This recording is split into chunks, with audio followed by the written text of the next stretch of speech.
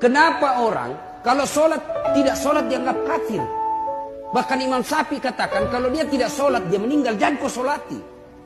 Kenapa sebenarnya itu? Orang tidak puasa masih Islam, orang tidak haji masih Islam, orang tidak bayar zakat masih Islam. Tapi ketika tidak sholat kafir. Kenapa? Karena puncak penghambaan diri, deklarasi bahwa saya hamba, itulah sholat. Orang puasa belum tentu sepenuhnya menghambakan diri. Kenapa? Bisa puasa sambil berjualan. Masih ada kerjaan lain. Orang puasa masih bisa kita baring-baring. Orang puasa masih bisa dengar musik. Orang puasa masih bisa main gitar. Belum total dia menghambakan diri. Coba, orang haji masih bisa bikin kegiatan lain. Bahkan ketika haji boleh kita peluk-peluk istri. Ketika haji, bapak boleh berniaga. Ketika bayar zakat, boleh bapak berbisnis. Tapi ketika sholat, semua kegiatan dunia, hentikan kau hambakan. Lahir batin kita menghambakan diri. Makanya dikatakan orang yang sholat kafir. Kenapa? Disitulah puncak pengakuan kita. Ya Allah, saya hamba. Konflik ini nggak akan selesai sebelum penjajahan itu berakhir. Jadi jangan pernah kita menutup mata kita sebelum penjajahan itu berakhir. Jangan pernah kita istirahat sebelum Masjidil Aqsa itu bebas. Karena itu yang sedang dilakukan oleh saudara kita di Palestina. Mereka tidak tidur, mereka tidak istirahat, mereka tidak diam, mereka tidak santai-santai sebelum Palestina mendapatkan kemerdekaannya. Sebelum Masjidil Aqsa bisa kembali dengan kepala umat Islam. Tanamkan ini di kepala kita. Tanamkan ini di hati anak-anak kita. Bukan kita yang membutuhkan Palestina. Bukan Palestina yang membutuhkan kita. Kita yang membutuhkan warga Palestina.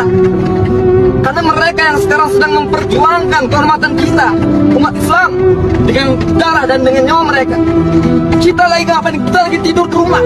Kita, kalian di Indonesia, di Malaysia, di mana berada, kalian sedang tidur di rumah. Minyak, sementara mereka di sini berteriak. Mari kita. Lu sadar nggak? Lu itu udah masuk ke umur dengan pertemanan yang isinya orang-orang mumet yang saling menasehati. Padahal sama-sama berantakan. Tapi nggak apa-apa. Namanya roda kehidupan itu pasti berputar. Makanya lu puyeng mulu kan. Pokoknya lu jangan sungkan ceritain masalah lu ke temen. Karena temen lu tuh udah siap ngeledekin dan ngetawain lu. Lu juga nih, kalau ada temen lu yang lagi butuh cerita ke lu, jangan diladenin. Ujung-ujungnya minjem duit.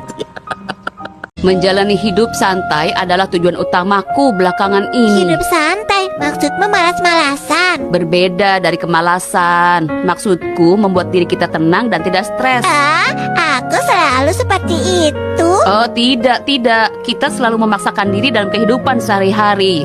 Dunia jahat banget ya mah. Selalu ada aja hal yang bikin aku hampir nyerah. Hidup berjalan seperti bajingan. Tapi tenang mah. Aku selalu berusaha untuk gak mati duluan. Sebelum aku berhasil bikin mama setidaknya senyum atas apa yang aku lakukan. Jangan kebanyakan ngitung-ngitung tabungan. Nanti jadi pelit. Kalau punya anak, jangan disuruh nabung terus. Nanti anak jadi pelit. Ini nak, misalkan bekalnya 20.000. Nih nak, 20.000 untuk bekal. Boleh tabung atau jajan. Ini 20.000 untuk sedekah. Habiskan untuk sedekah, ya. Harus untuk sedekah. Anak harus dibiasakan sedekah. Begitu pula ini para casum, tahu casum, calon suami dan sum yang sudah jadi suami. Kalau ngasih uang ke istri, ini buat belanja, ini buat sedekah. Bebas sedekah, harus dihabiskan untuk sedekah. Nanti dengar ceritanya. Jadi kita kerja keras lebih banyak supaya bersedekah. Karena orang sedekah dengan ikhlas bahagia. Pepatah Sunda mengatakan, Saeutik anu dikeureuh eta leuwih hade tibatan ngarep-ngarep anu loba tapi eueuh. Saeutik anu dilakonan eta leuwih hade tibatan ngarep-ngarep anu loba tapi ngan saukur dina lamunan. Rek gede rek leutik kanikmatan ti pangeran hiji koncina mah ulah poho kana syukuran. Sekalipun ada kesempatan untuk mengulang waktu, aku tidak ingin mengubah apapun. Aku hanya ingin bersyukur dan berterima kasih karena aku mampu melewati semuanya satu persatu.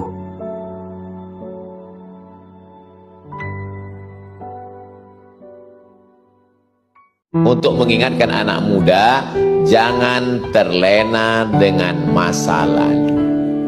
Karena kita punya masa depan. Siapa yang tak pernah punya masa lalu? Lalu untuk apa Ustaz ceritakan masa lalu ini? Halakamru'un lam ya'rif qadrahu. Orang celaka adalah orang yang tidak tahu siapa jati dirinya.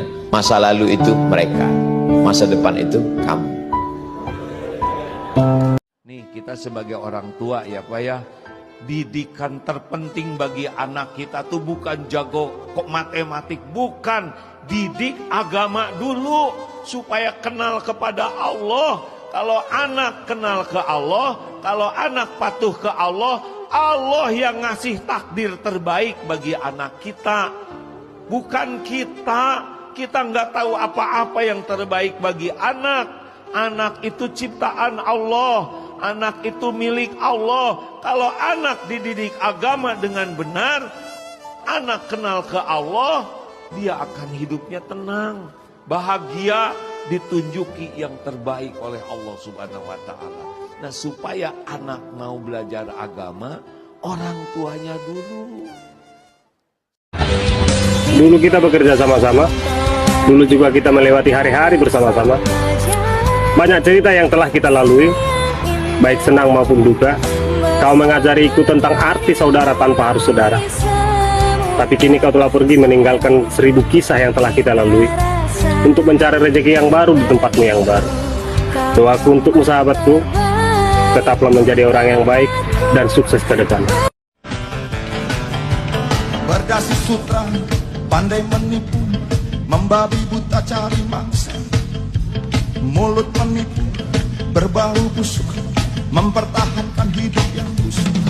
Para penipu berkeliaran, makan tanah memperkosa, saling menipu sesama menipu, tidak menipu jadinya tertipu. Mulutnya usaha nasibnya, tradisi merusak tradisi Anda. Kotor masih bisa dicuci, terluka masih bisa diobati. Tapi momen kebersamaan dan kesenangan seperti ini tak dapat terulang kembali.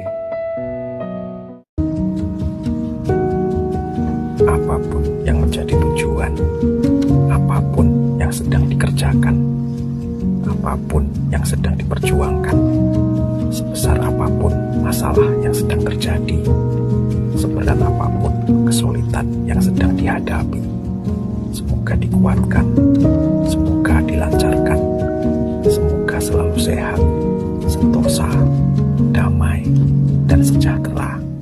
Tahukah kamu kalau mendaki gunung membawa trekking pole justru malah membuat bahaya dalam perjalanan pendakianmu loh sobat manusia? Kalau ujung tongkatnya dicolokin ke mata temenmu. Gunung itu kenikmatan tertinggi dari manusia adalah mencari ujung. Mencari ujung? Mencari ujung. Ujung apa ini? Ujung dari kehidupannya, ujung dari pengalaman paling radikal dari orang tuh. Nah, saya mengalami yang radikal kalau saya naik gunung, karena bisa sendirian sampai di puncak, terus kedinginan, diterpa badai segala macam. Di situ eksistensi orang diuji. Orang yang tidak pernah sholat tapi sehat, orang yang tidak pernah sedekah tapi rezekinya murah, orang yang tidak pernah bersimpuh sujud tapi umurnya panjang, itu sebenarnya bukan nikmat, itu adalah istidraj, azab yang tertunda. Apa kata Allah? Sanastadrijuhum min haitsu la ya'lamun. Kami permainkan mereka dengan istidraj.